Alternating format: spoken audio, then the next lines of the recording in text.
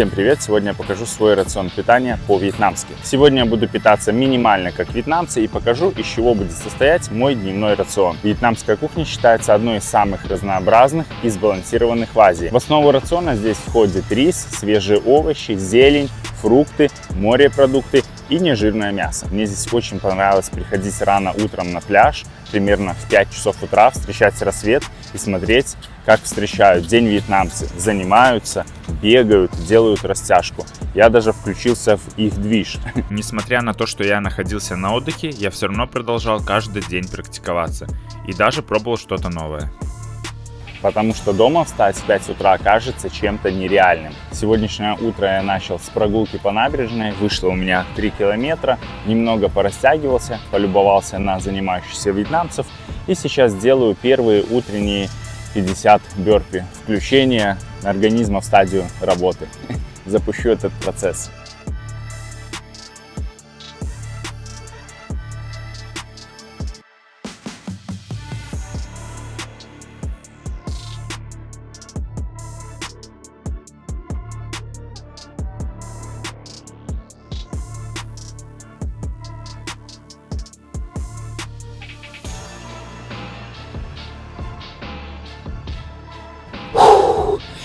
Ножки окислились хорошо, зарылся немного, вроде организм запущен.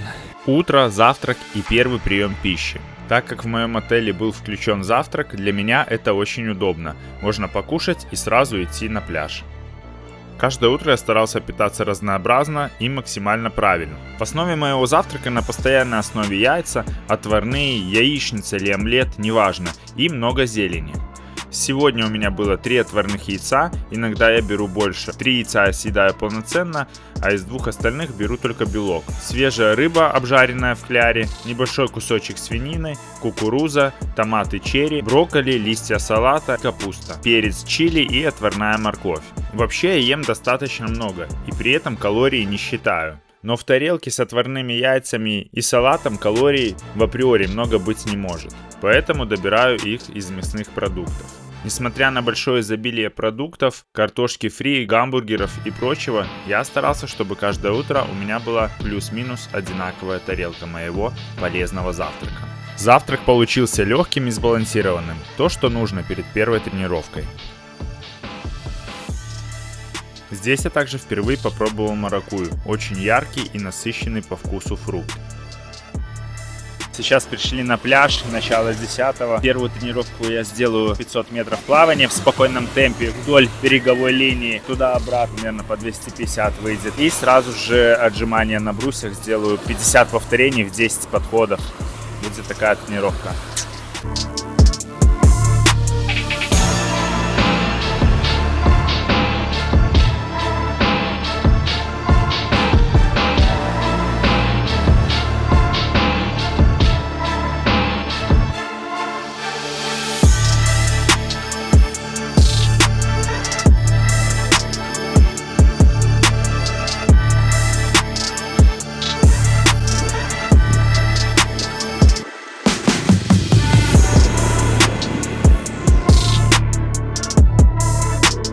Уже 12:30, солнце печет нереально, мы ушли с пляжа и самое время пополнить запасы сил. Папайя. Вьетнам дешевая страна, и питаться в ресторанах здесь выходит достаточно дешево. Например, суп фобо $3, булочка банми чуть больше $1. Так вот, мне принесли мой фобо, банми и зеленуху.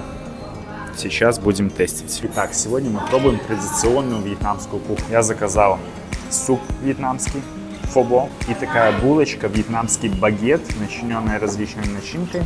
Это банми. Вьетнамцы думают, что я уже получил их прошивку, поэтому принесли мне палочки. Хотят, чтобы я фобо ел палочками. Не знаю, насколько у меня это получится. Выглядит очень аппетитно на самом деле. Это блюдо вьетнамской кухни. Суп с лапшой, в который при сервировке добавляют говядину. И тогда он называется фобо или курятину, а иногда кусочки жареной рыбы или рыбные шарики. Суп с курицей называется фога, а рыбный фока. Очень интересное сочетание. Бanh ми с фо, причем я чисто случайно заказал, просто как традиционную кухню, чтобы попробовать и одно блюдо, и другое. А оно скомпоновалось, как будто одно без другого, я уже не представляю. Белый хлеб в Беларуси практически не ем. Но здесь этот багет настолько вкусный, хрустящий, обжаренный. Просто пушка какая-то.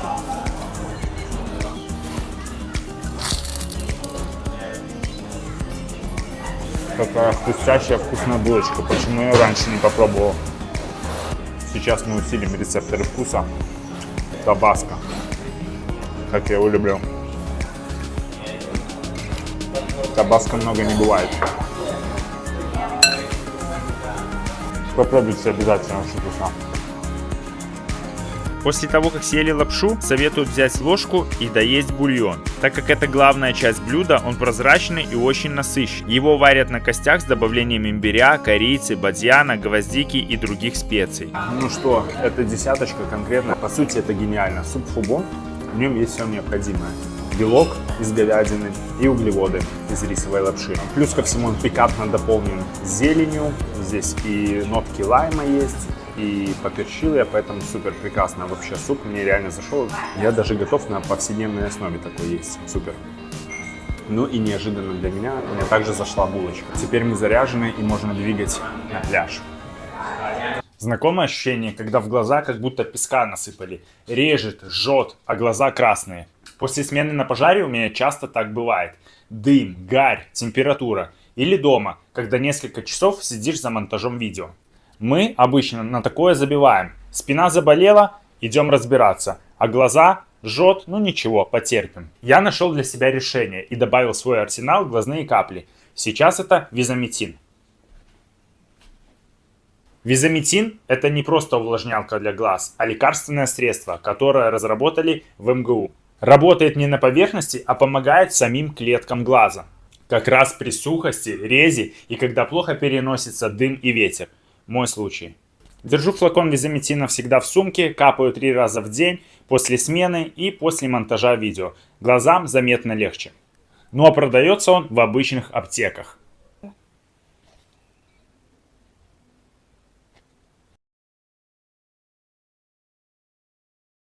Чтобы вы понимали, насколько тяжело здесь тренироваться, я дома делаю 100 повторений отжиманий. В один подход я их даже не чувствую. А здесь приходится разбивать верхние точки, отдыхать немного. Из-за жары, из-за высокой влажности воздуха, своеобразной акклиматизации организма. Очень тяжело реально тренироваться. Но надеюсь, по возвращению домой стану только сильнее. Еще одним из немаловажных факторов здесь является постоянное употребление и поддержание водного баланса. Дома я пью в день примерно 2-2,5 литра воды, в зависимости от физических нагрузок. Здесь же эта цифра у меня увеличена примерно на 1,5 литра, потому что даже от ничего не делания, лежания на пляже под солнцем, либо хождения, ты потеешь, и организм теряет очень большое количество воды, не говоря уже про какие-то тренировки с высокой активностью. Поэтому без бутылочки воды я здесь почти никуда не выхожу. Постоянно нужно подпитывать организм и поддерживать этот водный баланс. Сами же вьетнамцы также в течение дня пьют достаточно большое количество воды, но в основном потребление воды должно быть связано с некоторыми факторами. Например, какой у вас вид деятельности, много ли вы работаете, именно по активности. Здесь также учитывается погода и возраст. Конечно, не всем нужно такое потребление воды, лучше всего прислушиваться к организму, но и до жажды доводить тоже не стоит. Сами же вьетнамцы, помимо употребления воды, часто налегают на употребление травяных чаев, напитков со льдом, употребление кокосового сока, сахарного тростникового сока. Так, сегодня у меня необычный ужин, мы все-таки во Вьетнаме, поэтому хочется попробовать некоторые изыски их традиционной кухни. Вот такая вечерняя поляна у нас получилась, сейчас будем пробовать. Так, вкратце у меня здесь салатик, картошка, это крокодил, мясо крокодила. А здесь у меня то же самое по гарниру, но здесь лягушка, мясо лягушки. И, пожалуй, я, наверное, начну с лягушки. Применю такой тактический ход, потому что если я съем крокодила, попробовав лягушку, потом еще блевануть смогу. Они, наверное, специально залили таким количеством соуса, чтобы мне визуально было проще ее съесть. Лапка. Ничего себе. узнал, что лягушка очень похожа по вкусу на курицу. Так вот, если бы мне завязали глаза, я бы сказал, что это курица. Вообще нормально, не ожидал. Темное мясо. Ну, соус придает пикантности, конечно, и вкусовой рецептор затуманен. Если словить лягушку в дикой природе и просто на костре без специй ее приготовить, я уверен, вкус будет немножечко другой. Ну, в целом, реально очень вкусно. Перед тем, как заказать этот заказ, я у официантки спросил, насколько безопасно употребление этой пищи. Она посмеялась и на что сказала: друг, полностью безопасно, здесь хорошая прожарка. Мы ужинаем в ресторане, но такую еду категорически не советуют брать в уличных фастфудах. Это на заметку вам, если хотите попробовать все-таки. Икроножная, оп. Может, буду прыгать, как лягушка, по 3 метра в длину. Визуально только не очень приятно ее разваливающиеся части. Ты понимаешь, что это лягушка. И на подсознании, конечно, мозг сигналы отдает. Ну вот, например.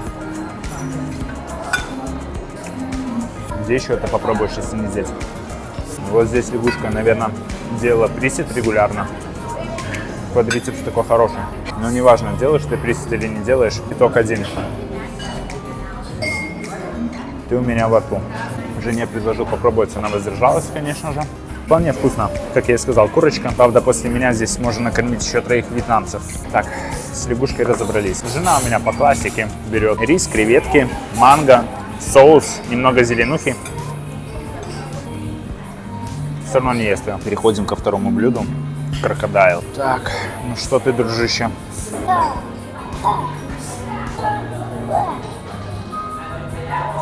Крокодил полностью по структуре другое мясо, очень плотное, жуется тяжковато. Без зубов будет проблема. Долгоиграющая, много мышечных волокон, такое впечатление, как будто с прожилками. Ну, по вкусу вкусно и по сути вкусно. Такой как кальмар какой-то или осьминог. Ну, честно, вкусно, не ожидал. Я предполагал, что для галочки попробую, аж в жар кинуло, друзья. Вот такой феерии. Меню, на самом деле, у них достаточно много изысков. Я видел здесь и морского ежа, и морскую черепаху, угорь, морские гребешки, устрицы, начиная от свежих, живых, заканчивая приготовленных на гриле. То есть ассортимент очень большой. В принципе, по ценам вы можете видеть все сами. Моя лягушка в соусе вышла $6. Запеченный угорь стоит $7, а лосось в соусе $10,5. И поверьте, порции здесь очень большие. Все хорошо. Ну вот, друзья, я закончил свою вечернюю трапезу. Было очень необычно, но, как ни странно, вполне вкусно. Пишите в комменты, попробовали бы вы лягушку или крокодила. А вот так это друг готовится, которого я буквально 20 минут назад ел.